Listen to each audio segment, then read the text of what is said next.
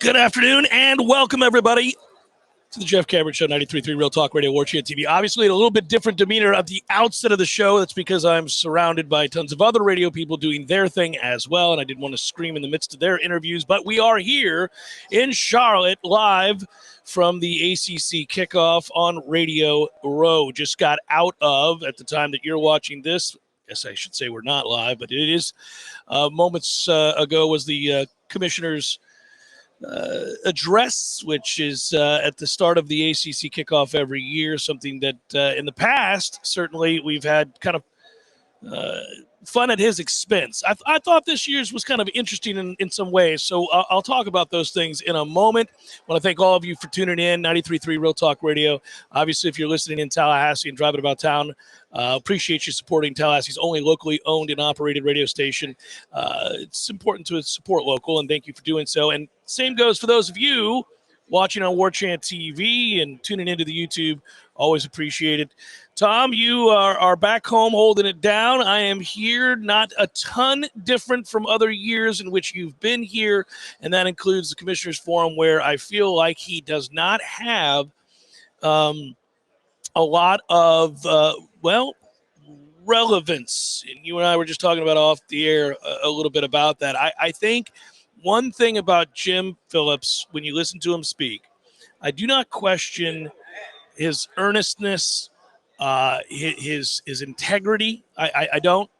I think he's sometimes failed to read the room and or failed to see the realities of an ever-changing landscape in college football and where the ACC is, what's necessary for it to be put in a better position, and or any of the other sort of negotiations that take place about what's going to happen in the future of this sport. I always feel like he's an idealist, Tom. That's what he is. He's an idealist, and I think it's earnest. I think he wishes, hopes, wants others to feel strongly about the mission of higher education and the importance of doing the right thing so that the sport is healthy and that the student athletes benefit the most. I think he wants all of those things, and yet there's incessant and overwhelming evidence to the contrary in the ways that others act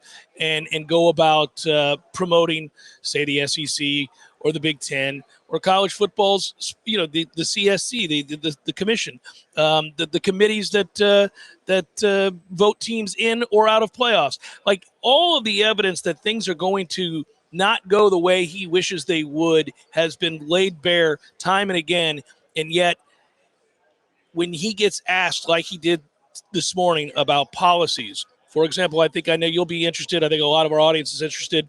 The ACC is enacting, in essence, an injury report now. I wondered aloud whether they would do that. We talked about it on the Jeff Cameron Show time and again, that it would be the best thing for the student athletes. It helps further protect the student athletes. It also protects the integrity of the sport. And if you're going to take money from gambling outfits, then you owe it to and really are commanded to do the right thing by having an injury policy and report. But yet he's asked as a follow-up, well, you mentioned that 2 days out, there'll be an injury report. A day out, there'll be an injury report. 2 hours before the start of a game, there'll be an updated injury report. What are the policies regarding enforcement? What if coaches don't do what they're supposed to do? What if coaches fail to act in a timely fashion? And his response is pretty similar to most of his responses when things don't go the way that he might think they should or wishes they would. He said, well, we're going to rely on the coaches to do the right thing. We're going to ask that they do the right thing, that they follow the policy that we've put in place. Well, that means that this has no teeth. It means that there's no ramifications for not doing the right thing. And this is kind of the stuff that bothers me the most a lot of times. I think he's an idealist.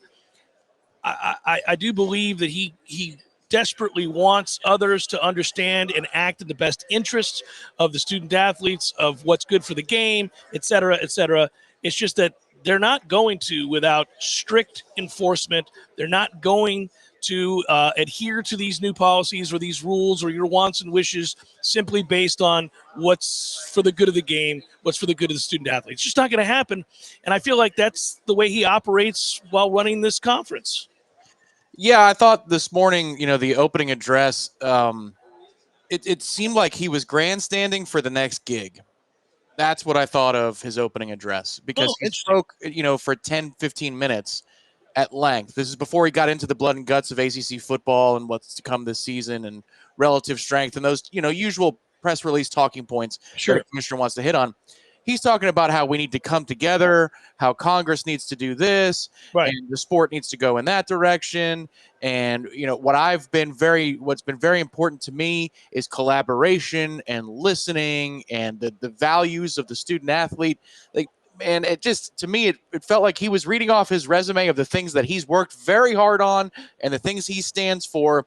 And let's weave in a little bit of talk about the ACC here and there. And then eventually within, 15, 20 minutes, he starts to get into the blood and guts of the new policies that are coming. So to me, I just thought that this is a post-settlement address from a commissioner who knows that in his opening statement, he blew past the address, about what the settlement does for the ACC, and he said that he's very proud of their board. Yeah, the ACC board, yeah. The ACC is cutting edge, that they're leading the way, and they're innovative in the way that they're going to distribute income. I mean, okay, that's a nice pivot. And then he gets into for the good of the game, collaborating for the playoff, representation, again, integration, working together. It felt like a whole bunch of corporate speak of, I'm your guy to somebody out there for whatever the next gig is going to be, because we know that his values don't align with the Big Tens and the SECs in terms of fighting for survival, commanding as much dollars as possible as a commissioner, and being cutthroat about your operation and making sure that you stand alone above everybody else. That's what they want to do, stand alone above everybody else. Jim wants to bring everybody in along for the ride. Two very different missions, and obviously that was what that address was about today.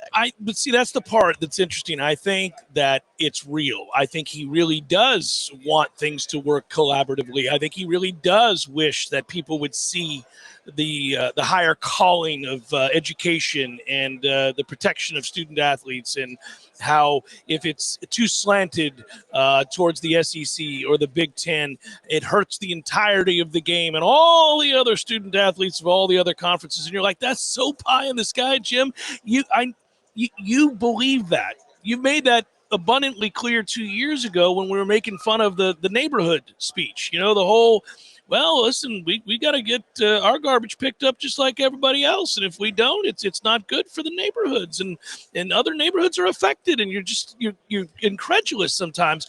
I do think that's the way he legitimately wants and wishes things to be. He has a very distinct outlook on what he believes ought to be. It's just that the evidence suggests it's not going to be, never will be, has moved on from being. And yes, you'd like to hear a much more cutthroat approach. The argument that the counter has always been, and others can make it, I think, fairly, that he just doesn't have the ammunition to really come out swinging. He can't win this battle. Now, I did think, one thing I will point out, I did think it was interesting that he talked about they got to play better. He brought up the bowl record for the ACC, 2-11 of the 13 bowl games last year.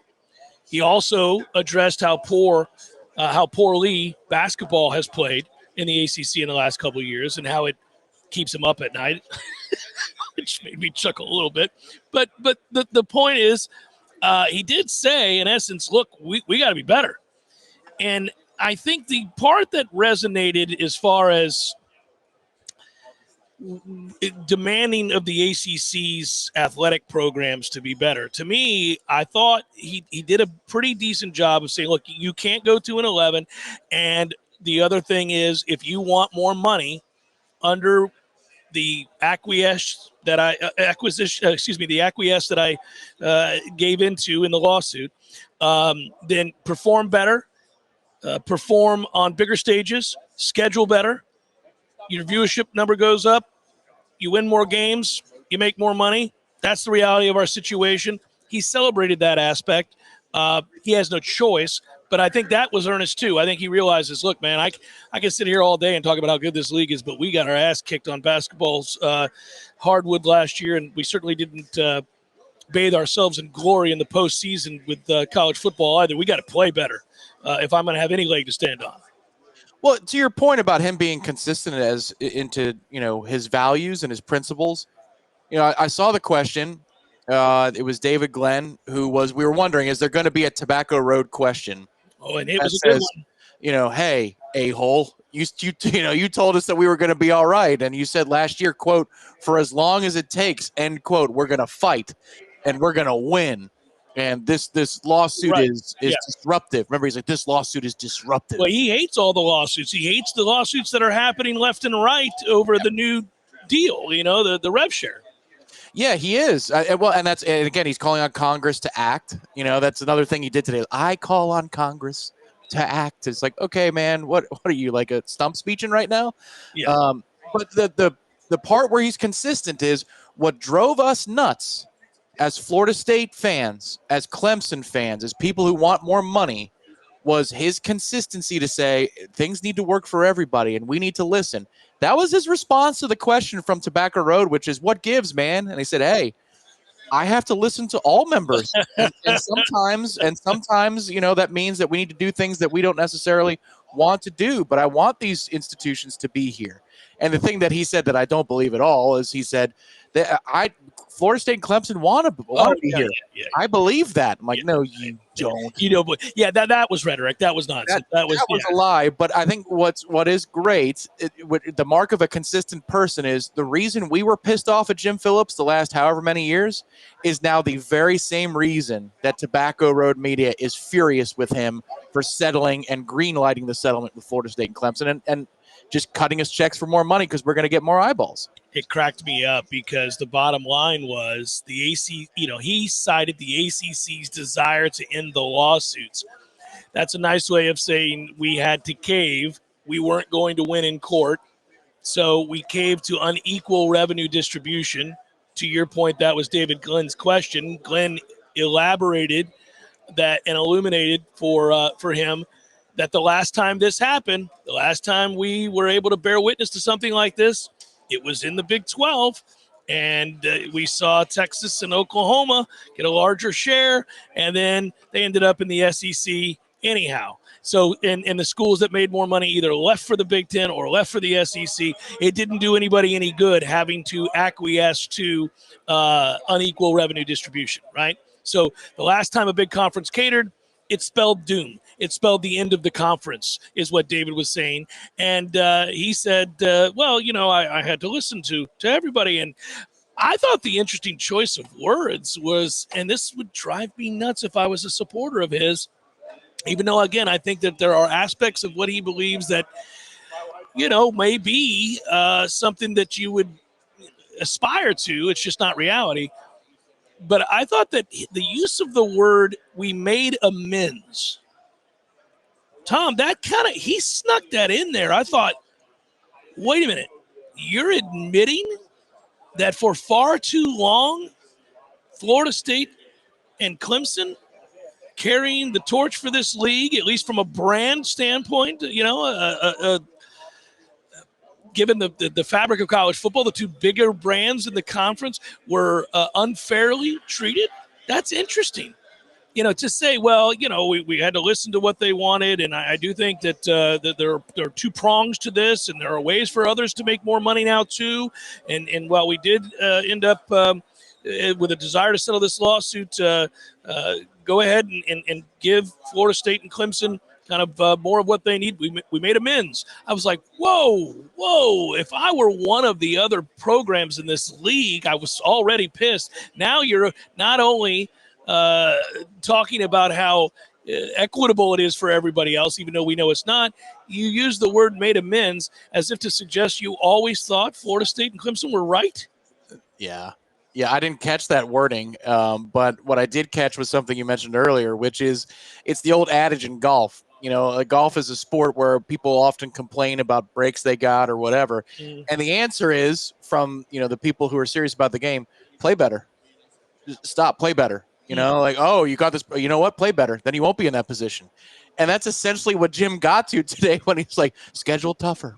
Yeah. Why don't you go out of conference and go play bigger games, get more eyeballs, work harder, develop, invest? And it's like, yeah, man, exactly. Yeah, do better. Do better. We were yelling for the league to do better for a very long time. It goes all the way back to when we would have discussions about how embarrassing it was to go on the road to Wake or to play at Duke and have, they don't have it anymore, but they had the track around the field all those years ago. Way back then, we were saying it looks like a Mickey Mouse organization. It looks like a league that doesn't take football very seriously. And, of course, it was a league that didn't take football very seriously. And that's why Florida State, Clemson, to a lesser degree, but certainly at least in terms of intent, Miami, they all looked so different from the rest of this league. We were right. We were right that football was always going to win. Football was going to be the cash cow at the end of the day, and it didn't take great foresight for you to understand that that was going to be the moneymaker and that you needed to not, if you love basketball, fine, invest in basketball, but not at the expense of football. And the league, it feels like it caught up way too late, at least with that mindset. Now everybody's invested in football for the most part. Now everybody understands that you got to play big games. You know, that was another part of today's commissioner address that I thought was fairly interesting. You know, he was asked about, and I don't know if you caught the tenor here, Tom, and whether or not you would agree here, but he's asked if the SEC goes to 9 games conference schedules, would the ACC follow? And in essence, what I thought he said was yes. He didn't, but he might as well have. He said, look, there's some challenges that come with that. We've got an odd number of teams in 17. It makes it difficult. Part of the other problem we have with having an extra conference game is that it might eliminate some of the non-conference games. Well, see, this is, again, telling you where you stand. The reason he harps so much on the 26 big non-conference football games, imagine here, you're at the ACC Kickoff, and your point of emphasis is how many non-conference games your member teams are playing. I mean, it's comical. But he is worried that the Florida State-Alabama game, the Clemson-LSU game, the Miami-Notre Dame game, you name it, all these great games, hell, Georgia Tech-Colorado. He's worried that some of those games will go away if you have to play an extra conference game. And even noted that there might be some classic rivalry games that would have to go away because of the extra conference game. Now, that may or may not be true, but that was his concern. Well, the reason you are demanding of your teams to schedule these games, these high-profile out-of-conference games, largely against SEC and Big Ten teams, is because you know the league is too weak to get more than 2 teams into any playoff without being able to cite the fact that this league plays more out-of-conference games against better competition than any other league. It's one of those catch-22s. Sure, that's a feather in your cap, but why are you doing it? Because you have to, because your league sucks.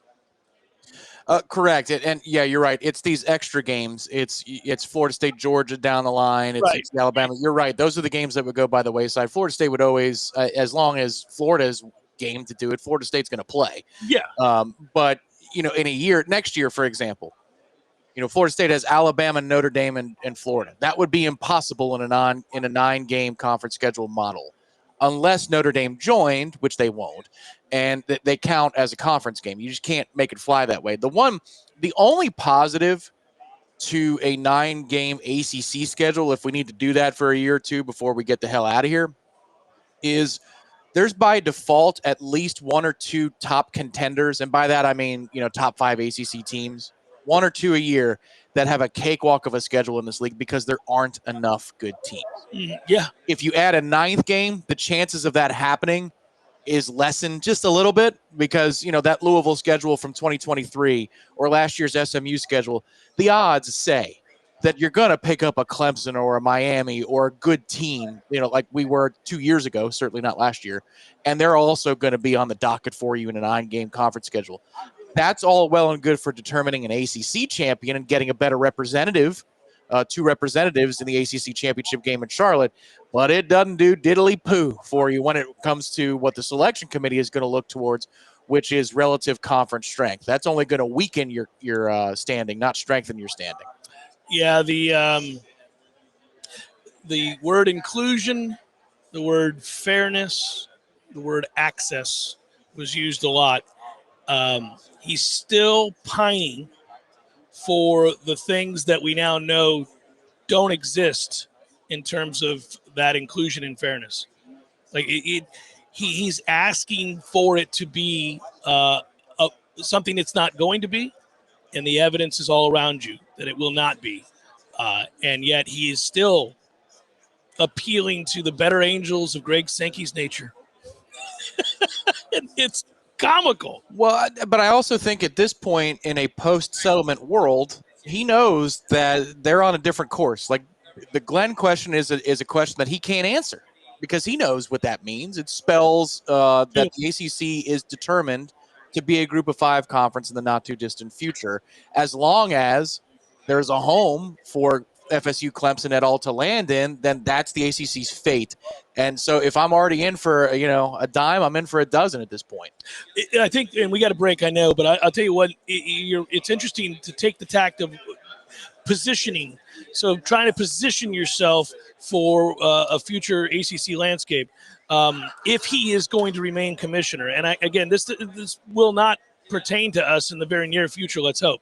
But it is, as college football fans, something that we talk about, like which of these conferences are poised to have success, like the Big 12, for example, and the aggressive efforts of their commissioner. It sounds like to me, Tom, and I'll put a ribbon on this for a second, it sounds like to me he's begging the ACC to go back to being a dominant basketball conference and understand that Florida State and Clemson and Miami and perhaps North Carolina, we'll see, are out. So here's how we're going to have to survive moving forward. We're going to have to be great at basketball. And then I really felt like, because he brought that up more than once. Yes, near the very end, yes, he said something interesting, which was that football is great to generate revenue so that basketball. But the crown jewel is basketball. Right. Yes. Right. So like he that's an old ACC talking old point. Buddy. Yeah, football is funding basketball is basically what he said towards the end. I was like, all right. I went, okay, well, this is, at least you understand where this is headed. We're broadcasting from Charlotte, North Carolina, site of ACC's Kickoff. More of the Jeff Cameron Show in a moment. Had a chance to catch up with Matt Lasser while we're here to talk a little bit about recruiting, just shift gears, and then we'll come back and talk after that discussion some more here from the ACC Kickoff in Charlotte. Welcome in, Jeff Cameron Show 93.3, Real Talk Radio, Warchant TV. Obviously, from the get up here, I don't know if you guys can see in the back, but I'm in what would be a little girl's room, I think. It's not actually a little girl's room. It's an Airbnb, and this would be get myself in trouble out of the gate. That's Matt Lasser, recruiting analyst, staff member here at Warchant. We're going to talk recruiting before I stutter F my way through a problem or a lawsuit. We're in Charlotte, which is a good thing, and we have opportunities here to talk to actual players and coaches, but we thought since we're both here, we'd set the scene a little bit and have a conversation about recruiting. Matt, obviously, let's start with the fact, obviously, we all know people got very excited, and I think for good reason, by what happened in June. And everybody thought, well, it's a mystery. All of a sudden, they're really recruiting well. This is exciting. And they moved into the top 20, top 15, as high as, I think, 11th at one point or 12th, depending on where you're looking. But it feels like to me, and I am a recruiting neophyte, you're our insider. So I ask you, it feels like they've lost a little momentum. I know it's a dead period, but some kids were offered over the weekend. We're going to talk about those kids in a moment, but give me a big picture view of how you're seeing Florida State recruiting as we get set for ACC Kickoff, talking to Coach Norvell, talking to players, looking at this league. Let's dive into a little bit of recruiting first just to set the stage, get a baseline of where Florida State's at currently. Your thoughts? Obviously, games are going to change all of this to some degree, but your thoughts on where recruiting's at right now? Yeah, the momentum was huge going into late June, early July. Normally, it takes a little later than that with Florida State. Like normally, they like their commits in that July range after they get on campus. They were a little earlier this year than it's been the last few years. This surge comes around this time of year every year, just because that's when the staff likes to get their commits. But it felt like it hit a wall July 12th when there was a bunch of decisions like Rodney Colton, Hezzy Kent, and they didn't get any of them. Like Rodney Colton seemed like an Ole Miss Florida State battle, and he went to Colorado. And then you get the decommitment of and they also missed on edges, Cottrell Webb, Addison. They missed on those kind of guys. It just felt like it came to a screeching halt. Like it felt like the train was full go and the tracks broke. So it's a weird feeling because they're on top of the world, now they're not. And July 12th, that kind of area felt like is when that happened. Just because, again, you had all these guys they were in for that they were takes and they didn't get them. And now they kind of have to backtrack a little bit. You got like the running backs. Amari Thomas didn't or decommitted. Looks like not official yet, but he's probably going to South Carolina. That's a pretty easy pick at this point. And that board is almost being completely redone right now, it feels like, because they missed on other guys like Jay Lamar and Derek Cooper committed to Texas the other day. So it's just kind of a weird spot. The class for the most part is pretty good. Like for the positions you have, but there's still just those few holes to fill with offensive tackle, edge, and now running back, and a little bit of linebacker too. You probably need one or two more of those. So yeah, it's just kind of the class feels like it's almost there, but you just need to fill those holes in. And it feels weird because they did it all in one bunch, and like it felt like a week, or just really it felt like 3 days, to be honest with you. But it just came to a screeching halt after that. Yeah, a barrage of verbal commitments and excitement and enthusiasm, followed by a kind of, now they're having to reset their board in some cases. And that's always nerve-wracking. People don't like that. I want to go all the way back to something you started with there. I think it's the Kent kid, right? The Colorado commit? Colton, sorry, yeah. Is it, forgive my ignorance on this, I know how Deion recruited the last 2 years, which was obviously portal crazy and throwing money at it and all that. Deion has said openly that they don't really almost even like to recruit. It seems like prep kids. He doesn't go on visits. He doesn't want to do any of that stuff. How bad is it to lose out on a kid that you wanted to Colorado, who isn't exactly killing it in recruiting to begin with? I don't think it means a lot. When kids commit to Colorado, it feels like it's nothing almost, just because, Colorado, Deion has said he doesn't like kids taking visits, and I don't know if that's his policy or not. Like Clemson normally has that policy where the kids aren't allowed to take visits. But it feels like if it's not a big-time kid going to Colorado, it's like, whatever. They'll be in the portal in a year anyway, like you see with other kids with Colorado, because it's not like the development capital of the country. And it's just kind of weird. There is, like, speaking of Colorado commits, Preston Ashley, who's a legacy. Is it Rock Preston, who's a running back? Yes. Was his uncle. He's committed to Colorado, and he still might visit for the Alabama game. Not 100% sure yet. But again, it's like, unless it's a big-time kid, like, Colorado feels like they feast at the end, right? Like, you never hear headlines of recruiting for Colorado until a week before signing day when, Julian Lewis is going to go there. Travis Hunter is going to go follow. That's not Colorado, Jackson State, but still Deion. And it just feels like Colorado, nothing matters. I think they only have like 7 commits. Like, it's very clear it's not like a big deal. So it's like, okay, we'll see down the road what happens here. That's more of a like when a kid commits to Colorado, I'm not like, they're locked into Colorado unless it's a 5-star kid who loves Deion so much.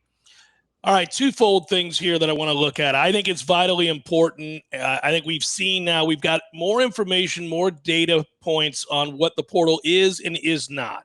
We're learning more and more about how schools have adjusted to the portal. Obviously, Mike got out in front early on and took advantage of, at the time, what seemed like a brand new toy. And he did it arguably better than anybody in the country. And then all of a sudden, people saw that success. It wasn't just Mike, but Mike was one of the elite recruiters out of the portal and analysts out of the portal. And Florida State had an undefeated regular season because of it, a team littered with portal players. They also got bit in the butt a year ago, some would say, by relying too heavily on the portal.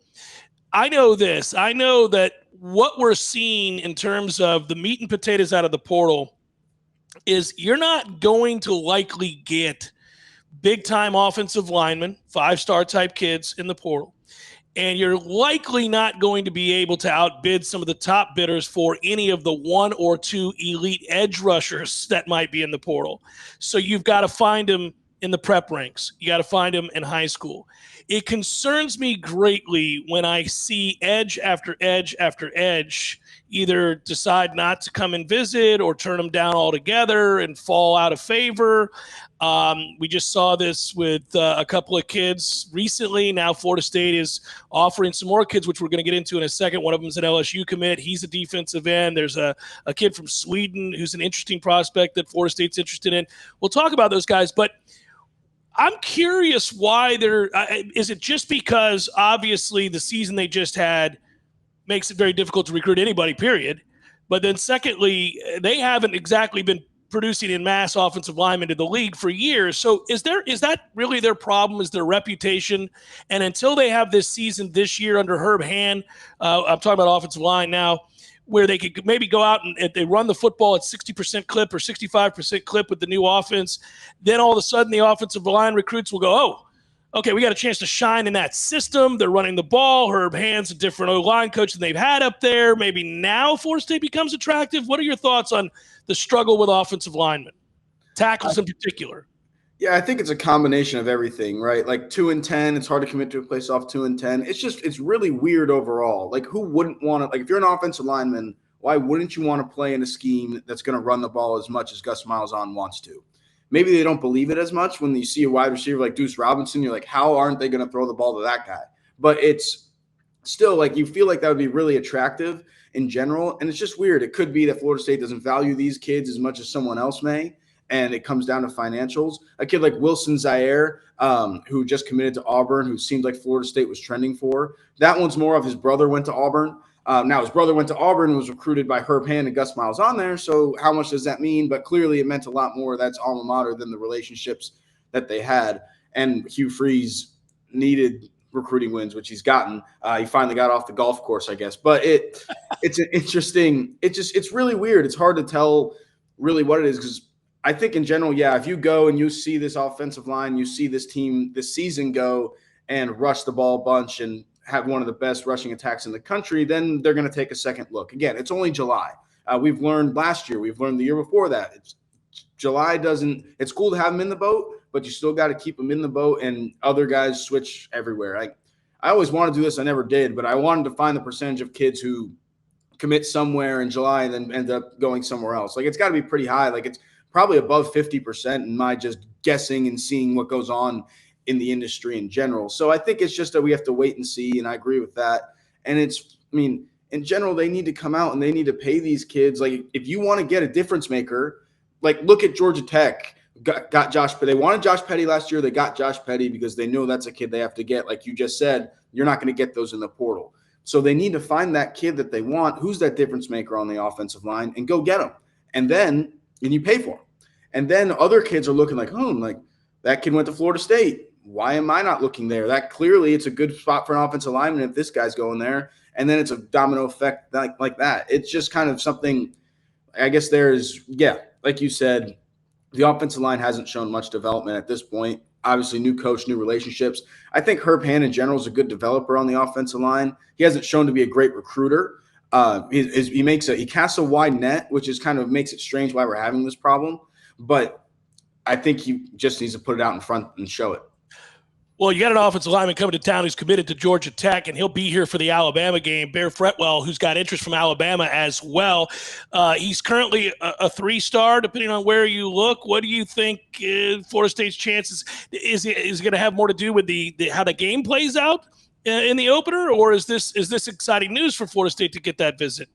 Yeah, it's an interesting one. It's definitely exciting news just to get the kid on campus. And from when I talked to him over the weekend, right after he got the offer, he still doesn't know if the visit's unofficial or official. So if that visit ends up being an unofficial visit and he just comes down for a game to take it in, he can come back another time, get all expenses paid, and get all the dinners and everything. And that's 2 visits for him. So personally, I hope that visit ends up being unofficial, just so then it looks like you're probably getting 2 because he's going to, if he likes what he sees at the game. But the interesting part with the Alabama visit is Alabama also offered him right before FSU. So it kind of makes it this interesting battle of these other 2 teams that are in his recruitment, which isn't what you want to hear when you're going up against Alabama. But it's obviously not trending towards him staying at Georgia Tech when you get those 2 offers recently. The kid seems like a good kid. It's just he's one of these guys who, when you're going towards plan B and a lot of schools have these holes, he's those next on the list for a lot of guys. And then you get in this pickle of, now we're still fighting against Alabama, Auburn, like all these guys. Not that he's with Auburn, just an example. Like, you're still fighting with these big dogs. So, yeah, they just need to push for him hard. And, again, like I said, you need to find the guy you want to push the hardest for, and then maybe others will follow. They have all these interior linemen already committed, like Ionata, Jacoby Green. Deron Parks is another lineman who's deciding soon. He's kind of, I think John Garcia with Rivals he's kind of mulling between Florida State and some other schools, very torn still. Like, nothing has been made. From what I'd heard on that one a few weeks ago, it was trending well for Florida State due to Herb Hand. Like, if this was all relationships, Herb Hand is number one. Herb Hand is really good at that. He goes into kids' houses and cooks for them. He's done that. Like, he's cooked breakfast for a kid instead of taking them, and he's taking them to Waffle House. Like, this is an lineman's offensive line coach. So I think in general, like you said, him seeing this game is going to be a lot. Like, if Florida State's offensive line handles the defensive line of Alabama, unlikely, but if they have a decent game, that's got to turn, like, even if they lose, that raises an eyebrow a little bit, right? And then hopefully he comes back again and he keeps going. Really quickly, we've got 2 defensive ends to talk about, but defensive end in general in recruiting, we know that Mike killed it in the portal. 2 legends came through here off the edge through the portal, but prep recruiting, defensive ends out of the high school ranks has been a bugaboo for Florida State. They've had kids on the hook. Last second, kids have gone elsewhere a couple times, rather frustrating. You see where I'm going here. I'm pushing a lot about 2 key positions, offensive line, offensive tackle in particular, and defensive end, both because they're vitally important in the game of football, the modern game of football, and we're not doing a great job of recruiting them. So something's got to give here. Give me your big picture thoughts. We can talk about the 2 kids that were offered over the weekend right off the bat, DeAnthony Lafayette, which, by the way, how are you going to get a kid who's an LSU commit with the last name of Lafayette? Good luck. I know you're going to tell me he's from Florida, so maybe that's how you do it, but it seems like he's predestined to go to LSU. Any shot here? Yeah, I mean, look, I asked him if Florida State was a big offer for him being in state. He didn't really give me a response to that, and I was interested in that. I think he had an offer from Florida. Yeah, he does have an offer from Florida, but Miami was the other in-state school he officially visited. Oklahoma was the other big school outside of LSU.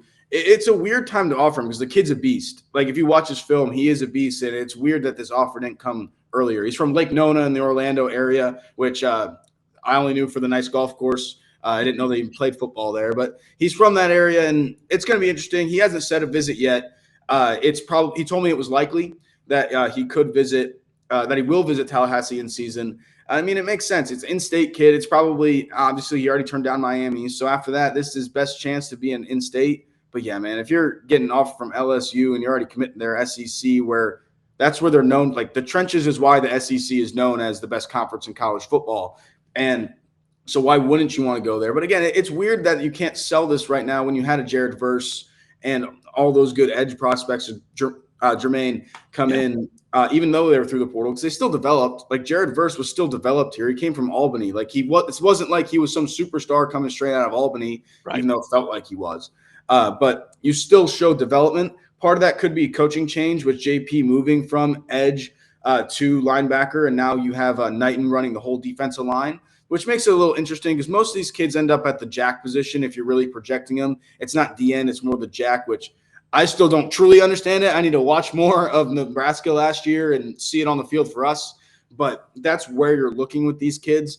But then, yeah, after Lafayette, you have the Swedish kid, Gustav Henrik Ross. Hopefully I'm getting that right. But I mean, it's been weird with Florida State going after these international kids. It seemed like a strange tangent focus where they already got Luke Francis, who's an offensive lineman from England, who's now he's living in Miami to finish out his senior year. They were going after Wilson Zaire, who obviously went to Auburn, but they were in it for the end. That kid's from Germany. And now you got another kid from Sweden who they're offering. And this was a cool one because Mike Norvell seems to be recruiting this kid himself. From when I talked to the kid before he got the offer, he said Norvell was the one to call him. and that he was going to go meet with his staff this week, and then they'll decide on the offer. And obviously, he got the offer a few days ago, so the rest of the staff liked what they saw on film. Obviously, if Mike Norvell likes the kid, I don't know why they wouldn't have offered him in the first place right off the bat, but that makes sense. And he even told me, he was like, yeah, Florida State's one of my favorite programs, and I'm really excited that I'm getting that offer. And it's a big deal that the head coach is talking to me. And obviously, most of these kids, their first contact isn't the head coach. It's the position coach. It's one of the recruiting coordinators who, like the recruiting staffers who don't really coach, but they're there and they help only with recruiting.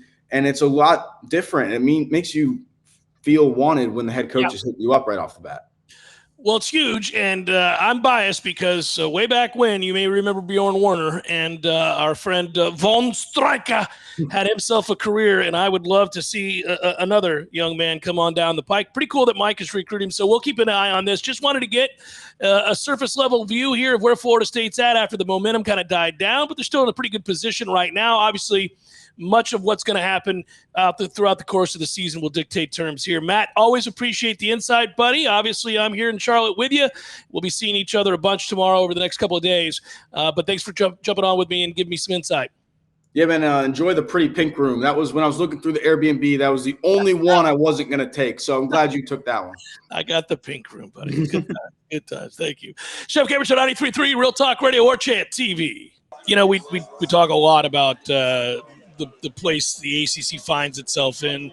And, you know, a lot of times I think, Tom, you and I are eyeing the future because of a couple reasons. A, we're the hell out of here. We do believe. But the other reason is an unfortunate one, and it's that we don't think Florida State is in a position to compete to make a playoff this year. If you viewed it differently, if we viewed it as this was going to be a team that is in contention for the playoff, I do think you would take keen interest and rooting interest at that in the several good non-conference games that were promoted here this morning ad nauseum. You know, you would care deeply that Clemson beats LSU. You would care deeply that Miami beats Notre Dame, for example. You would care, well, I don't know about deeply, but you'd care. You would care. The Syracuse-Tennessee game, Tom, is a very quiet, sort of like nobody's talking about it. But you know what I mean? Like, you've got some games, Georgia Tech and Colorado. You would need Georgia Tech to win that game. Because if at the end of the day, you're vying for a third ACC team to get into the playoff, you need to be able to say that no league scheduled more aggressively per the commissioner's office than the ACC, but you have to win said games. Well, and you also have to believe that the committee's going to give a damn. Now, it's 12 teams, so it's not the way it was in 2023 when the ACC did just that, and the ACC scheduled and succeeded. We succeeded in 2023 as a conference, and I shouldn't say we as a conference. That made me vomit in my mouth. But the ACC succeeded as a conference in that setting, and it didn't mean a damn thing. The one thing I'll say very, very quickly is it would get interesting if Florida State beats Virginia and beats Miami. You know, because at that point you're going, oh, we could get to Charlotte.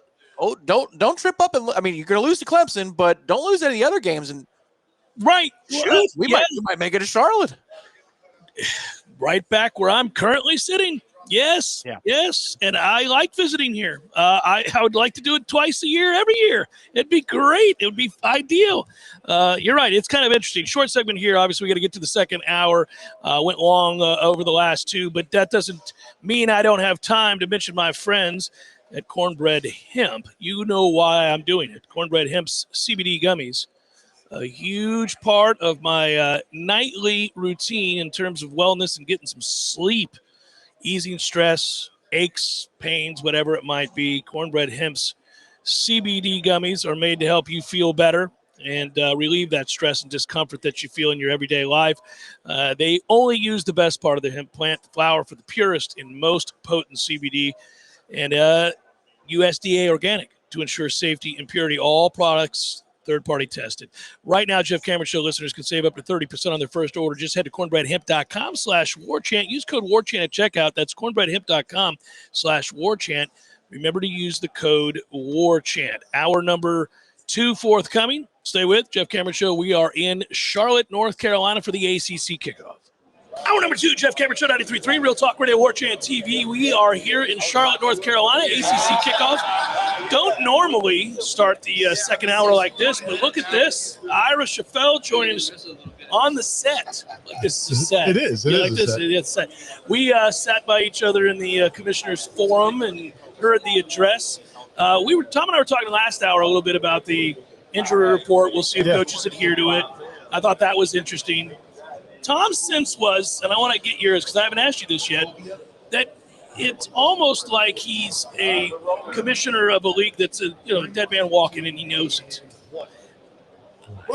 The sense I got was that he understands that other than Clemson and Florida State, everybody's kind of pissed at him. You didn't hear the point where he said he feels better about the league over these last 5 months than he has at any time since he's been the commissioner. Yeah, missed that. You heard it. I didn't were you believe looking at your it. phone? I didn't believe But it. then he came back and said, "This is not hyperbole. This is true. This is what I really believe." So you didn't. Yeah, I don't think you caught that. I caught it. Well, I mean, no, the question was, and it was actually a really pertinent question, was, you acquiesced. I mean, at the end of the day, Florida State and Clemson got what they wanted. And for that to be the case, then the other schools probably didn't get what they wanted, which is clear. Yeah. And the question, I think it was David Glenn from in North Carolina, a longtime reporter, and he said, in the other conferences where this has happened, specifically the Big 12, you might do a deal like this where Texas gets everything they want. And then Texas ends up leaving to the SEC anyway, and the other schools bail the other conferences because everybody's miserable. So, what makes you think this is actually a long-term solution? He said he thought this is different. Two-pronged. And one of the reasons he thinks this is different is because he's talked to the people at FSU and Clemson, and they say they want to be here. Sure. And he believes them. So I'm glad that you did exactly what I wanted you to do. I served you the softball, and you did it. I'm with him. I believe all of it. I think it sounds great. And when's lunch? I ask you this. Do you think that a little bit there at the end, it really sounded an awful lot like he's saying football serves basketball? That was weird. No. He talked about how he thought that, they got to be much better in basketball. He did acknowledge that. He's right about that. He acknowledged that you can't go 2-11 in your bowl games either if you want to be respected as a football conference. But I thought that was fascinating. The crown jewel of our championships is basketball, quote unquote. And I think he's talking about the NCAA tournament, obviously, in that situation. But still, I don't know. I got the sense that he thought that it was vitally important that the ACC renew their reputation in the world of basketball at a time where we all know football is king. No, it is. I think it's fair to say that. I don't think this is the beginning of a long-term pivot to where it's going to be a basketball-only league, like it's going to be the Big East or something. But I do think, there's real money in basketball, and it's become a disaster. And, when the ACC network was started, and I thought it was foolhardy at the time, we all did, but they talked about how one of the big things that was going to be a selling network, bring money for the ACC network, was that the league is so good in basketball. And then by adding Syracuse and Louisville and, Pitt, and, it's just going to be this great basketball league. Well, that has not happened. To the contrary, the SEC's decided, we care about basketball too, and we're going to eat your lunch. And the Big Ten obviously is what they are. So I think it's more of a, oh my gosh, we don't even have what we thought we had. Like what was a cornerstone, we have to repair that too. But no, I think he clearly understands that football is the number one priority, and he outlined some of the things they're doing this year, like they're going to go on location with their show. The Huddle show is going to go on location to the game of the week every week this season. They are demanding more resources going to football from all these schools. So, I think, football is still the number one priority, but I think they realize that basketball used to be something they could lean on, and now they can't anymore. But as far as, the future of the conference, he could say whatever he wants. At the end of the day, those other schools are clearly not happy with what they got, or the deals that were struck. And then Florida State and Clemson clearly were looking for something to keep them happy in the short term. There's no way he believes that Florida State and Clemson still aren't going to leave, but they want to be the first here. opportunity. They told him. So, but, listen, we've been coming to these things for a lot of years. The commissioners say what they're going to say, but obviously there's not a lot of belief in that. I thought it was an interesting choice to talk about dominating Friday nights. That was interesting. That was an interesting choice of words, when I think a lot of people feel like you shouldn't be playing on Friday nights. And you're only dominating because you're the only one willing to play on Friday nights. You're the only conference that sells out enough to have every one of your teams, or 12 of your 17 teams, have to play on a Friday night, including one at 10:30 at night on the East Coast for a Friday night game. 2 Friday night games for Florida State. Friday nights have always been associated with high school football, so it's a weird choice when you tell the world we're going to dominate, and our partners at CW are going to help us do it. That was a weird flex. Not only are we going to be the best conference on Friday nights, but our CW friends are going to help get us there. There's a lot of things he says in those addresses. And again, Jim Phillips is a nice enough guy. You want to sit here and just beat him up for the league he has to represent. But some of the things, that comment, the comment that the ACC is one of only 3 Power 4 conferences that have done this or that. It's like, bro, there's only 4. There's only 4. So 3 to of them say have done it. you're only one of the 3, not really the flex. I don't know. When they're writing the talking points, I don't think they listen to how they're going to sound. Because he had like 10 of those. We're one of only 3 Power 4 conferences to do this. It's like, okay. Buddy, in the top 75%. I jotted this one down because I thought if you or I were his speechwriter, we might have edited this. He said, I truly believe there isn't a more exciting collection of football teams in the country than here in the ACC. Oh, boy. I think I may have come had on, a stroke brother. at that point. Let's redline that one. We can skip over it. There's no need. He stuttered when he said it. He's like, he stopped the teleprompter. Who put that in there? Why would I say that? I don't believe. Nobody believes that. No. Why am I saying this? The video present. The only thing I was happy with, we got about a 3 or 4 minute video presentation before he spoke.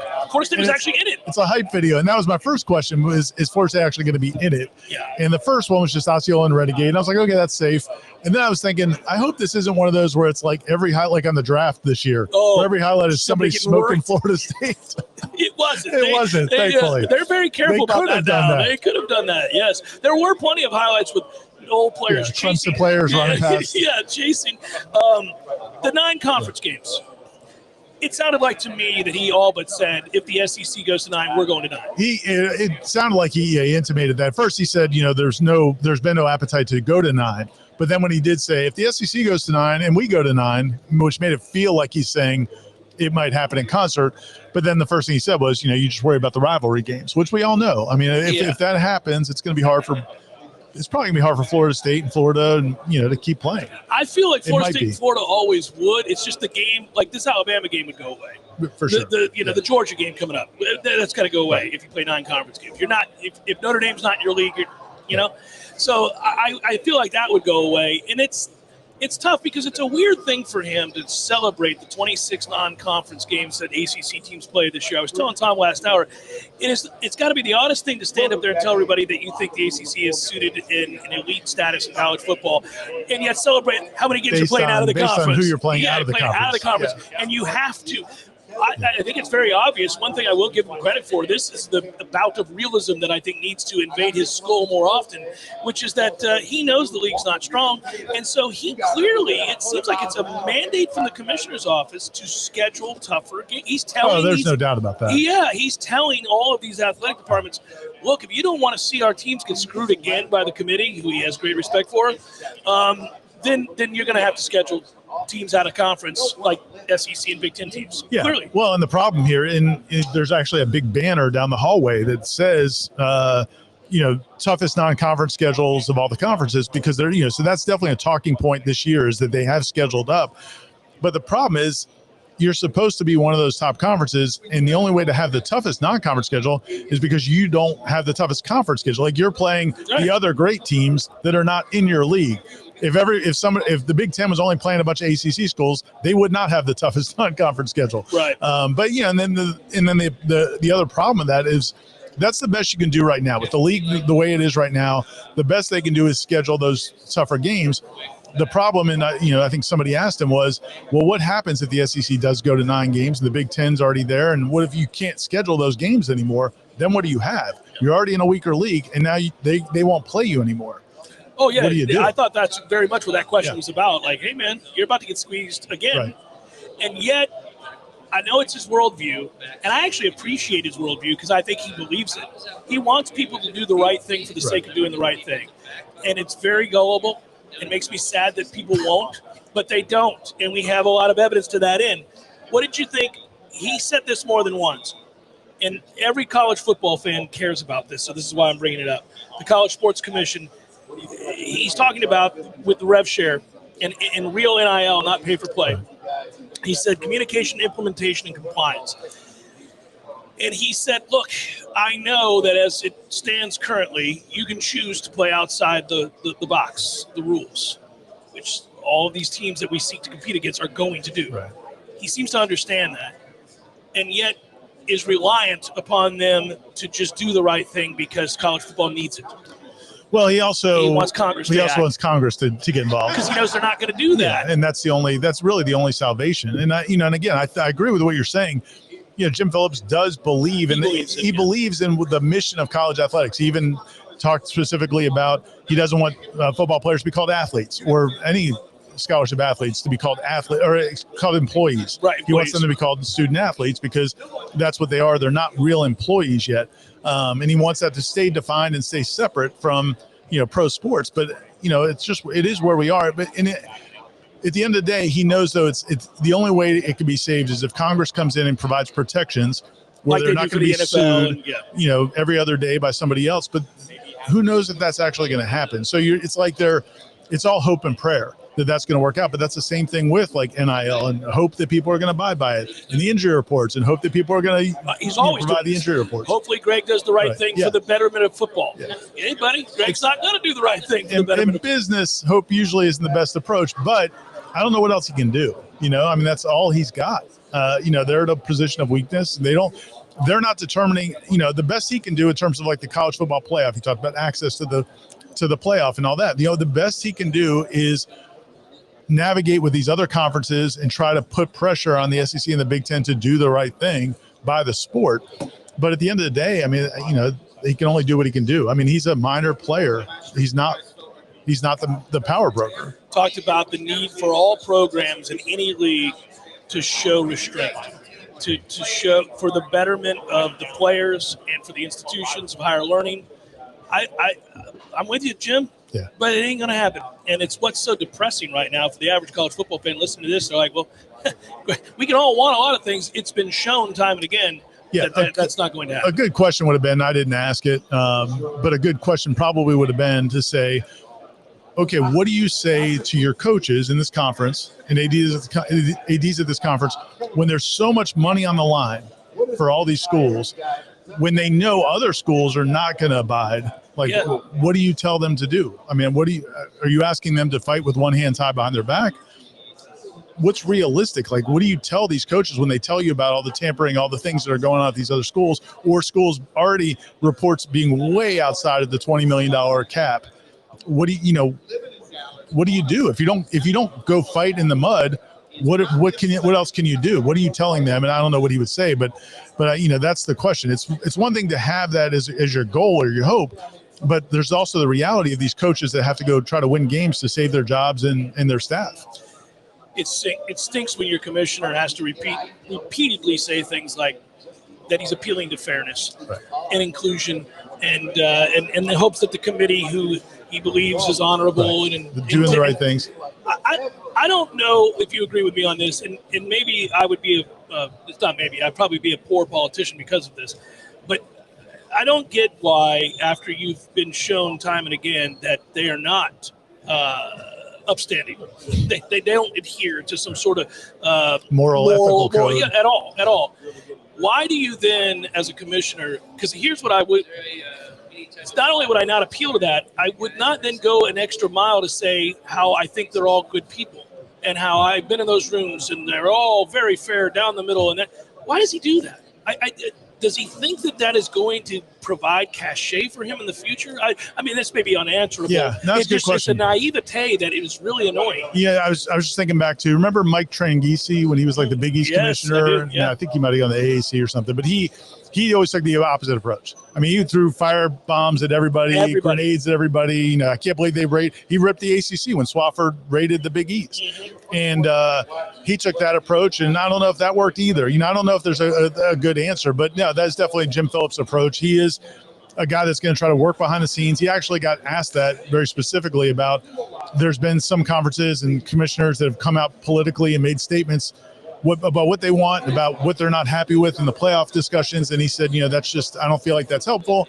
I'm always going to try to work behind the scenes. It's not just his style. I don't think it's better or worse than anything else, but I also don't know that Tranghese had any success either. I mean, it's, I think you play, at least play the cards you got. I think you at least come across as having like a backbone. That you're fighting for your confidence. Yeah, you're going down swinging, what's happening. Well, it's the same thing because he got asked about the ESPN again. And our partners have always been great. I thought it was great. That question was actually very well worded because the guy said it's not just you call them equal partners. And it doesn't appear to be that way. It doesn't appear to be that way, and that you are often, treated as a secondary. And he said, it may feel that way to you. It may feel that to me. I know. Like that time Greg Sankey got a half hour on College Game Day when they screwed Florida State. Yeah. Maybe that time. But they're fair-minded, and we're on equal footing. They're wonderful partners. Yeah, I think that's the stuff that I think probably angers fans. It makes people in media feel like he's not being genuine. It's all disingenuous. And why are we listening to if you're just going to say that stuff? Yeah, we don't feel like you're really fighting. Right. Because if you believe that, then you're really gullible. Right. And you're not the guy that should be representing the league anymore. But if you don't believe that and you're saying that, then you're disingenuous, which makes you even more unlikable. So I know you got to run around. We'll be here, obviously, all day today, all day tomorrow. When we get to Florida State's tomorrow, what are you looking forward to next?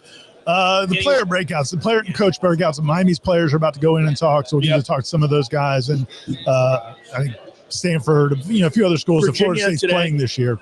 So just looking forward to get those, and then just hobnobbing with some of the media and hearing what people think of. Everybody's asking us, what happened to FSU? What happened to FSU? And are they going to be any better this year? A year ago when we were here, they're coming off at 13-0. Florida State was to win the conference. Yeah, and Florida State was back on their perch, and now we're back to. It's a weird feeling. Yeah, it's a little weird. I've been asked 3 times. I'm sure you're going to get asked. You're going to be on all these shows being asked the same thing. Like, what in the world? I think everybody's just incredulous. How did that happen? If it's an indicator of what Mike's going to be asked tomorrow, oh man, he better buck up because it's going to be a lot of questions he doesn't like, and they're going to be the same sounding across every one of these tables. Thank you, brother. Thanks, man. Ira Chaffel, my cohort at Warchant.com, here with me in Charlotte for ACC Kickoff. Jeff Cameron Show, 93.3 Real Talk Radio, Warchant TV. Jeff Cameron Show in Charlotte, North Carolina, here on Radio Row. And we got to do a little tidying up of that top 40 because we had number 3 and number 2 revealed this week. Let's talk about number 3, in fact, on the Warchant top 40. It's 6'6" wide receiver Deuce Robinson.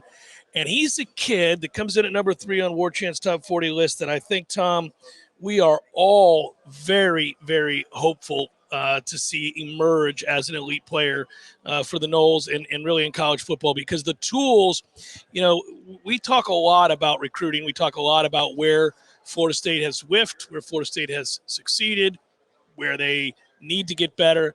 But to me, this was the guy in the offseason, getting him to come here, a former 5-star recruit, one of the highest-rated recruits in the country at the time that he committed to Southern Cal.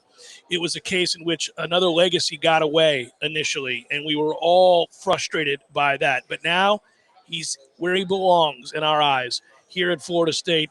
And again, you can't help but look at those measurables. At 6'6", 225 pounds, they're about fast for that size, a great athlete, a jumper, a guy who can really make plays. This has got to be a superstar. Florida State has to hope that Deuce Robinson emerges as a superstar on this team. He comes in at number 3 on our list. I thought he would either be 2 or 3. We can pull up and look at the graphic of who voted where. But, this is, Tom had it up already. I had him at 2. That's why I'm saying I thought he could be 2 or 3. It's because I had him at 2. But Tom, you had him at 5. Aslan had him at 7.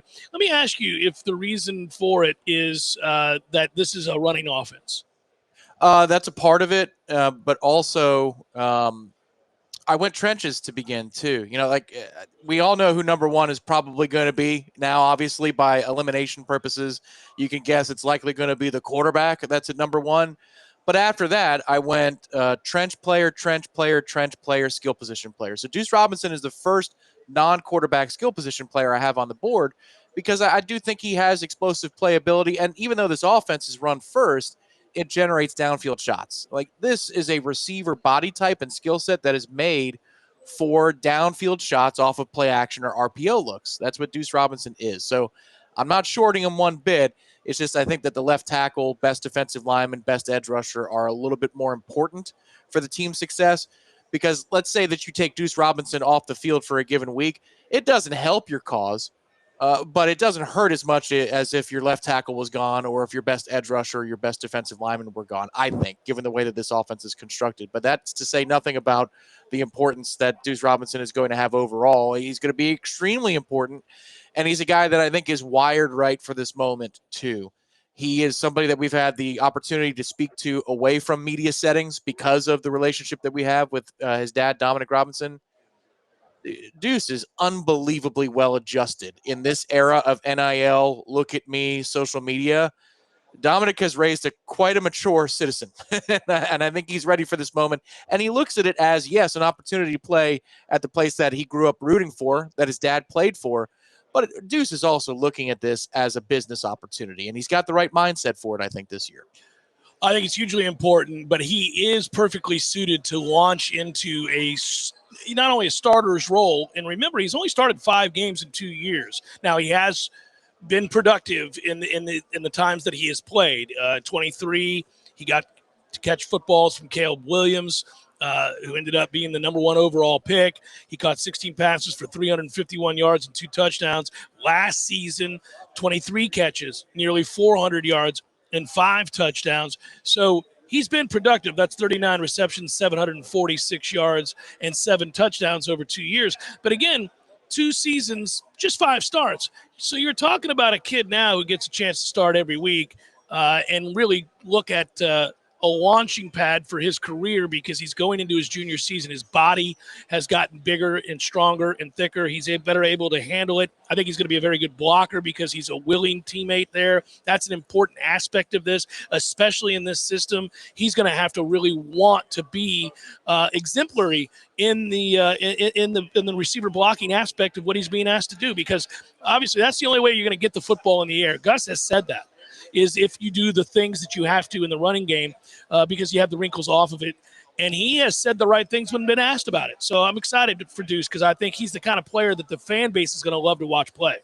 Yeah, I agree. And look, on background here of how he said yes to Florida State out of the transfer portal, now that he's here, it's something we can talk about because we had inside information because of the unique nature of the situation.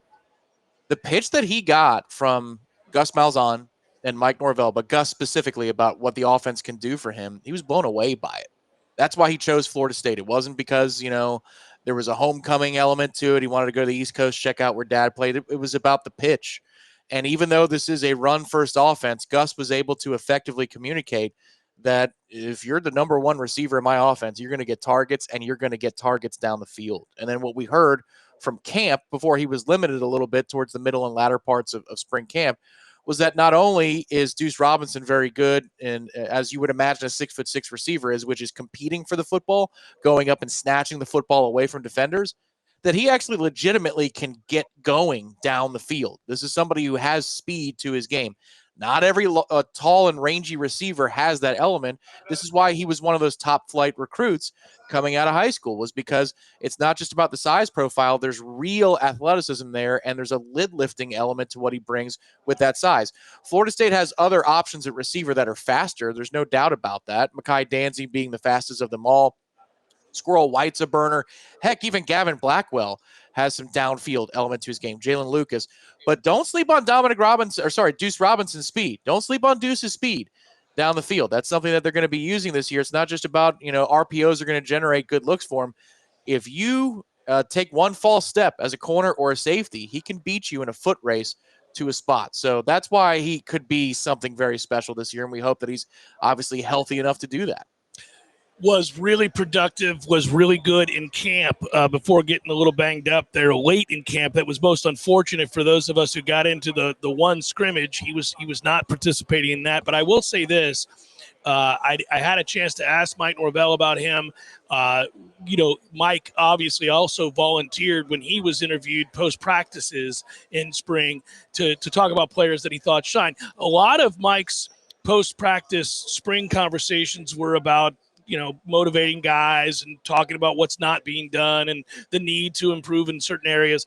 But when he did talk glowingly about certain players, seems like Deuce stood out in that regard often. He mentioned him several times, talked to people close to the program who were at every one of those practices, and they say that Deuce was everything they'd hoped he'd be. He came in right away, selfless, hardworking, talented, explosive, physical. Every aspect of his game was in place already in the spring. Correct, as advertised, and it's setting up as good as it possibly can when you get a player like this. Now it needs to go cash in. You need to have some success to make sure that the locker room goes along for the ride.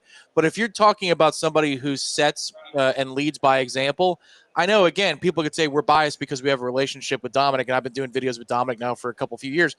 But I'm telling you, the way that Dad coaches all the athletes he works with, because he's a high school coach. He also has a performance academy where he works with elite athletes on the West Coast out in Arizona. It's about selflessness. It's about doing the little things like making sure you do block on the perimeter. Like the values that you heard. Remember when there were videos about Johnny Wilson before he emerged, and we had that conversation. Good point. If you like Kelvin Benjamin, you're going to love what Johnny Wilson brings to the table.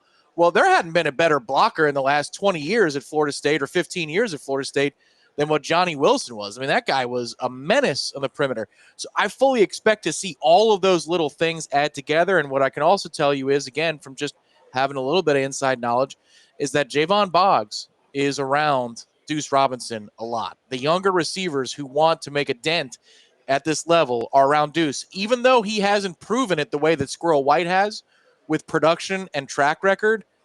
He's got that aura about him, and he also allows for that that leadership element where the receiver room, there's no doubt who's at the top of the pecking order in terms of setting the tone and making sure that those things culture-wise that we were missing out on last year are being done. Deuce has been that since the beginning. Now, you need to go out there, be healthy, produce, and have some success. But if you're just talking about setting the table, this player has done that for Florida State. It's an important aspect that we don't talk about, I think, enough, partly because it can sound cliche, partly because it gets old, because I think the term leadership is overused in general. I talk about if you're a good player and you go out and you perform well and you show up every day, in a way, I guess you could say that's leadership. It can be nebulous. We talk a lot about what is a tangible leadership quality. What is it to be a leader? But I think if you were going to try to tab any aspect of your program with a good representation and future indoctrination, it would be, do your receivers block in the run game? Do your receivers block for each other with the bubbles and all the short underneath stuff that you do? Do they sacrifice themselves for the greater glory and success of that play or teammate? Are they the kind of player that does it each and every time? That was why Johnny Wilson, who really physically had some gifts that you can't teach, right? He was that size. He had that speed at that size. He was a guy that if in a jump ball situation against a 6'1" corner, he had a huge advantage against. So there are the physical tools that you have to have. And obviously, Deuce Robinson has that. He's 6'6", 220-plus pounds. He's got the physical tools. But the willingness to block and the effort that you give in that situation shows up on film time and again. And if you are not willing to do that, you ought not get on the field. It has to be the biggest lesson that Mike Norvell and his staff learned from a year ago, which is that if guys aren't willing to do these things that we're saying Deuce Robinson is going to do, and we know that he will, and he did already in spring, then therefore you cannot play. It has to be accountability.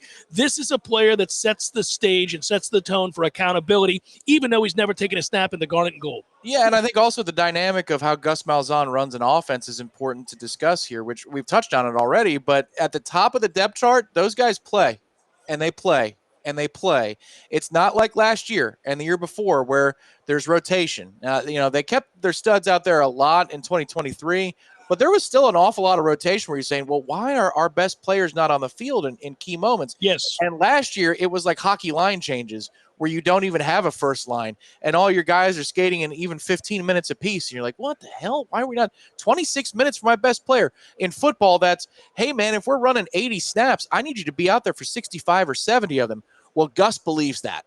And so for Deuce, again, I think this year it's more important to put a receiver like him or Squirrel White near the top, because if Gus determines that you're the best receiver or the best running back, you're the one who gets the touches. You're the one who gets the snap count. There is not a rotation like we've seen the last couple of years. And that's only going to serve, I think, to Deuce's benefit when we're talking about bottom line production, targets, receptions, yards, and touchdowns. People have asked about the frustrations that they sometimes hear in my voice regarding some of the personnel decisions we've made and the decision to go to a Gus Malzahn offense. And that's true. There are aspects of it I don't like, or that I'm not enamored with, or that I wonder whether or not they can succeed based on the personnel. But the one area that I do love it is I don't think there's any doubt they're going to be physical in the run game, and this is a player that is going to set the tone. I think Deuce Robinson, as I said, I had him at number 2. I almost put him at number 1. I just can't put a receiver at number 1. But if you think about what he is, and there are other members of this offense that are skill position players, you're talking about the tight end, you're talking about other wide receivers that will block. It changes the culture of who you are. Deuce Robinson, our number 3 player on the Warchant Top 40. We'll come back on the Jeff Cameron Show here in Charlotte and reveal number 2 actually on the list as well. So a couple of guys to talk about today in that Warchant Top 40. Jeff Cameron Show 93.3 Real Talk Radio, Warchant TV here in Charlotte for the ACC Kickoff. Radio Row in Charlotte, North Carolina. The Jeff Cameron Show continues. Now we just got done talking about a key figure for Florida State, and that was Deuce Robinson, who came in at number 3 on the Warchant Top 40. Going to go to number 2 right now and talk about another. Obviously, anybody in your top 5 has to play a vital role for your success. Number 2 is Darrell Jackson, and this is an interesting one. Darrell Jackson comes in at number 2. This is a lot about potential. Yet again, this is a guy who we've spent a lot of time talking about in his time at Florida State, but he has not been the player yet that his body suggests he should be, Tom. He comes in at number 2 based on what potentially he could be. I think it's of vital importance that he be that for Terrence Knighton this year, because this is the guy whose body type suggests he could be an NFL first or second round type defensive tackle. He's one of the few guys they have like this so far. 32 tackles, was an all ACC honorable mention. 4 tackles for loss, 3.5 sacks. He was the second highest graded player on Pro Football Focus for Florida State in 2024. To go along with those numbers, he was only behind Isaiah Thomas, who was very good. Didn't get a chance to make a ton of plays, but they got to have him be a dominant player. Tony White's defense is something that intrigues all of us, but they have raved already about Darrell Jackson and the way that he competed in the spring. Let's hope this is truly a guy who emerges and understands what's at stake this year. A key cog for the defense and a chance in a money year to go out and make a ton of plays and be a disruptive force on this defensive line for Florida State, because frankly, he is the most equipped to do so. And that's why he comes in at number 2 on our list of top 40 players for Warchant. Yeah, again, this is somebody I had very high up because of the trenches. He was 4th on my list. I had a couple of other trench players in front of him on, Gunnar Hansen and James Williams. But you could easily make the case that Darrell Jackson should have been ahead of both of those guys, because maybe you don't have as many options in terms of game breaker potential behind Darrell Jackson. And so for me, this is a player who, the moment he decided to come back and deviate from the path of Josh Farmer. I know they went to different colleges out the gate when they left high school, and one came to Florida State and the other went down to Miami. But it seemed like they were inseparable once they reunited in Tallahassee. And so to see Darrell break away was sign number 1 that I thought he was going to take a step forward this year. The potential has always been there. When he was erroneously ruled ineligible 2 years ago by the NCAA, and then they had the whoops, everybody could play now in December. There were moments where that offensive line that was good, and that was true, the 23 offensive line was good, was dominated in practice by Darrell Jackson. It's all about that potential coming to fruition and coming to reality. But I do like the whispers I've heard behind the scenes in terms of him being more of a veteran leader type. You don't have to be the guy, but you have to be one of the guys if you've been around here this long. That's one of the weird things about the transfer portal is I still kind of look at him as a transfer portal product, but this is year 3 on campus. So it's just like anything else. I mean, like, you're one of the stalwarts. You're one of the guys who's familiar with the process, with a lot of the coaching staff at least, familiar with the buildings and the procedures. Darrell Jackson, this is a critical year for him, and if he is 80% of his potential, he is going to be deserving of a top 5 player on this list. If he's 90% of his potential, he's a top 3 player and maybe the best player on this team. It's interesting because I just got done in the last video talking about Deuce Robinson and the physical tools that are there, but the leadership that they need as well, and how it's exhibited through the willingness to block and sacrifice when you're not getting the football. This position, by definition, really is an awful lot about sacrifice. It's also about disruption. But for me, hearing Darrell described as mature and as somebody who they could look to as a bit of a leader, well, that was probably the best thing that I could have heard, because I've seen those individual moments of which you speak in which he dominates physically. I've watched him do that to any number of Florida State offensive linemen. We've actually seen him do it in games as well, for short stints. So it's in there. It's possible for him to take over games for a short period of time. We need him to be more consistent on that front. But I wasn't as concerned about that because he's in great shape, and he's always had the body, and he's always had the strength and the speed for the size to be that player. It was the maturity that I wanted to hear about this spring. It was whether or not his teammates were looking to him as one of the upperclassmen that they could follow and believe in. You know, it was about whether or not he wanted to accept a role. Farmer not here, you're the guy. Can you be that guy? Because there's no other defensive lineman we're going to talk about before Darrell Jackson. I mean, he's first, foremost. He's the first, second, third guy we talk about on that defensive line. Can you take the mantle, take the responsibility, take all of the burdens that come with that, being the man, and live up to it and carry the day? He was probably somebody, Mike. Well, first of all, let's just say it. He's here. He's here in Charlotte. Yeah. This is viewed, for people that don't know, these kinds of invites are viewed as rewards for players. You don't get to come here just because you've played a lot of football. You don't get to come here just because you've been on the team for 3 years or 4 years or 5 years, whatever it is. You only get to come here if you're a player of note, of significance that they're counting on, but also that they can trust. I mean, that's a lot of trust that you have to put in somebody to come and sit before Radio Row here and then go out to the breakout rooms and sit up on the stage and answer all these questions. Are you going to say the right things? Are you going to be selfless? Are you going to be emblematic and a good representative of a Florida State program that needs to take a huge leap forward and get past last year's obvious struggles? And so when they selected Darrell, I thought, another good sign. All right, check. Okay, good. Not only, it wasn't just rhetoric from Mike about the spring. He must have continued to do things over the summer that made them feel comfortable and saying, yeah, Darrell, you go. You're the representative on defense for us. Yeah. Yeah, one of the pieces of evidence that we got in spring was that James Williams, a transfer, who, again, he's much like a Deuce Robinson type or even Gavin Blackwell. You know, there are certain guys that when they get in front of a microphone, you go, oh, they take this seriously. Like, they haven't arrived. This is a step along the way. Like, you can tell, whether it's life or coaching or football, you know, you could tell that they kind of have the perspective. And so when you had the interview, the one-on-one Battles End series interview with James Williams, and he's talking about how he and Darrell caught on very quickly and they work together very well on the field and they have a good rapport and a good relationship. And Darrell helped anchor James into the community here in Tallahassee. Yeah, those are the little signs that you're looking for. Again, he doesn't have to be the one that leads a pregame huddle and be that type of a leader, but he has to be a dependable anchor for this group this year. I mean, literally and figuratively, he has to be that type. The question is, and what's going to be interesting to monitor this football season is, you know, in this scheme with this defensive front and the different responsibilities that you can ask of an interior type player with Tony White's defense, where exactly is he going to line up relative to the football, and how often will he be closer to the center over the football? How many times will he be at that 3 technique? Will he be between a guard and the center? How many times will they actually maybe put him out there to be an edge and a leverage guy, maybe in a passing situation? This is a multiple enough defense that he's not just going to line up in one place and you can set it and forget it. This is going to be a defense that uses athletic linemen in different spots.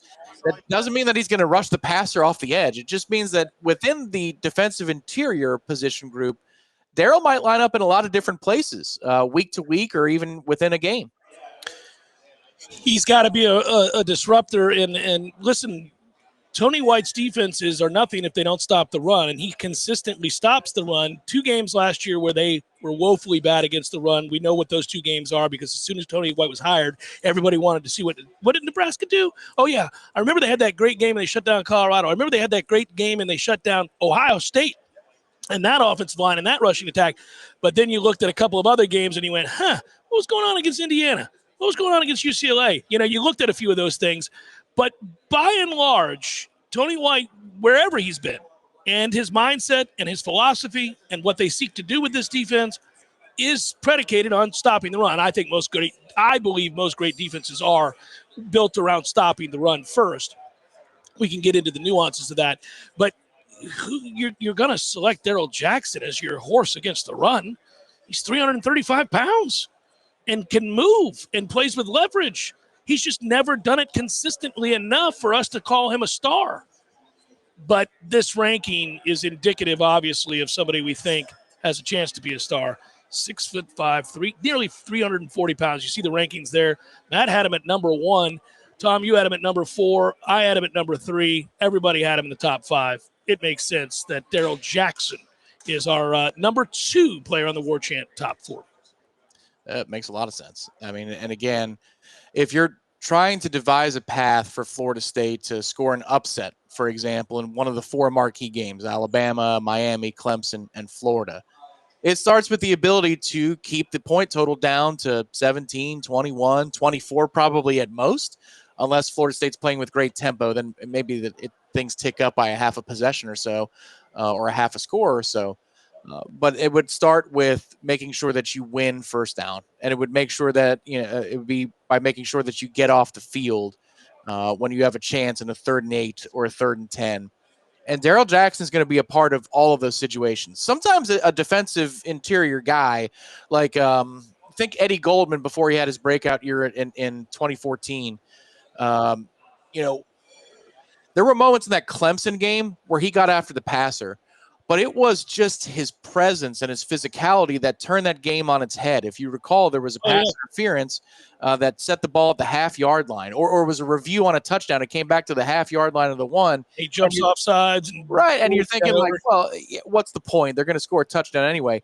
But it was the center's fear of that large body that led to a wild snap and led to everything that, they came up short of scoring a touchdown on that drive. It's those little hidden plays that an interior guy can bring. Darryl Jackson has that body type. Darryl Jackson can also have 3 or 4 snaps early on in a game that makes a center think twice, or a guard clench up before the snap because they know that this guy's about to bring it on a different level. There's an influence there, and I do applaud us at the Warchant Top 40 because this is kind of a football watcher's pick here. This is a nuance of the game pick. D tackle isn't sexy in the stat book after the game's over. You just said it earlier. This position is about unselfishness. You could have 2 tackles, a tackle for loss, and a half a sack in a game as a defensive tackle. That doesn't look especially great in the final stat book. But if you watch that game, you might say that guy was the best player on the field. That's what the impact could be for Darryl if he lives up to that potential. To your point, it's funny you were talking about, Andre, you talk about Darryl Jackson and the fear factor and the centers and having to deal with these monsters in the interior. Andre, think about Andre Otto when we talked to him and how he's played every position on the offensive line. And I asked him in our interview series for the Battle's End, what was it like when you got time there at center? And he talked about, I played some center in high school and I played this and I played that and all this other stuff. And one of the things that he mentioned was being at center I mean, he didn't love it. He's willing to do it if they need him to do it. But he said, I was proud of myself as I worked in at center because over time I learned to snap the ball without fear of Daryl. He's talking about that moment, and that's what a big dude does. Like, everybody always thinks, like, you should be able to snap a football, and I agree. A lot of times I'm like, why is this so difficult? For years we had difficulties, but it's because of dudes like Daryl. It's not the physical act of snapping. It's that Daryl Jackson's 340-pound self is looming large right across from you, about to wreak havoc, and you got to snap your head up and sink your hips. Yeah, this is, in short, this is a year where either it's going to end with, and he finally put it all together, did it. or he just never could put it all together. It's a big 12 games for him that are coming up this year.